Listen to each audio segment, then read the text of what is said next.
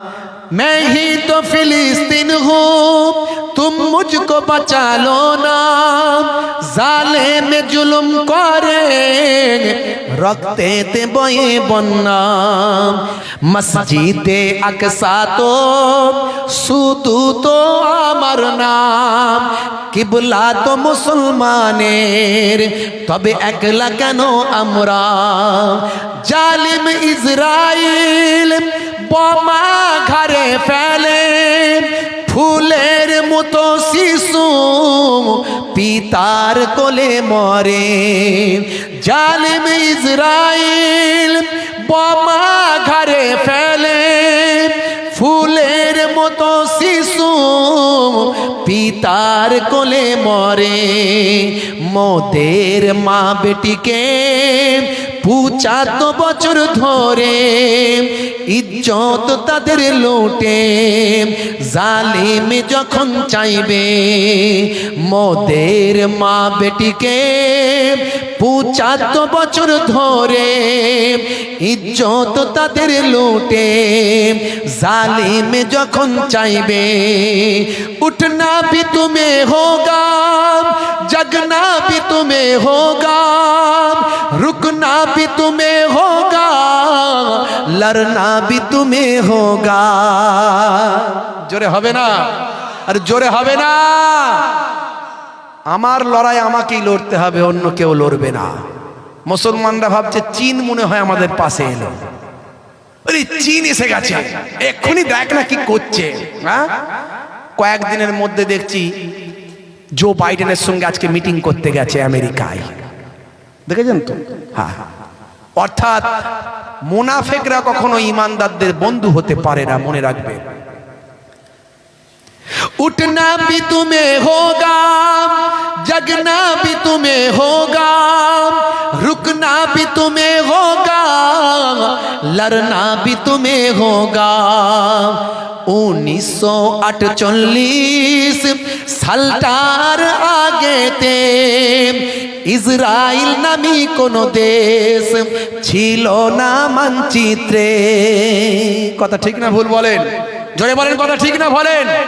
1948 সালটার আগেতে Israel নামী কোনো দেশ ছিল না মানচিত্রে। জার্মানি নাৎসিদের কাছে ইহুদিরা মার খেয়ে আসে সরল ফিলিস্তিনে। জার্মানির নাৎসিদের কাছে ইহুদিরা মার খেয়ে আসে সরল ফিলিস্তিনে। मस्जिदे अक्सा को कब्जा भी वही ने क्या, फिलिस्तीनी को कब्जा भी वही ने क्या। मस्जिदे अक्सा को कब्जा भी वही ने क्या, फिलिस्तीनी को कब्जा भी वही ने क्या। मैं भी तो फिलिस्तीन हूँ तुम मुझको बचा लो ना, जालिम जुल्म करे रखते थे बये बन्ना। मैं भी तो फिलिस्तीन हूँ तुम मुझको बचा लो ना, जालिम जुल्म करे रखते थे बये बन्ना। उठना भी तुम्हें होगा, जगना भी तुम्हें होगा, रुकना भी तुम्हें होगा, लड़ना भी तुम्हें होगा। उठना भी तुम्हें होगा, जगना भी तुम्हें होगा, लड़ना भी तुम्हें होगा, जगना भी तुम्हें होगा। मैं ही तो फिलिस्तीन हूँ तुम मुझको बचा लो ना, जालिम जुल्म करे रखते थे बये बन्ना। मैं ही तो फिलिस्तीन हूँ तुम मुझको बचा लो ना, जालिम जुल्म करे रखते थे बये बन्ना। বন্ধুরা আমার, তরুণ যুবকেরা আমার, আমরা এখান থেকে ফিলিস্তিনিদের জন্য কিছু করতে পারি না। কি পারি?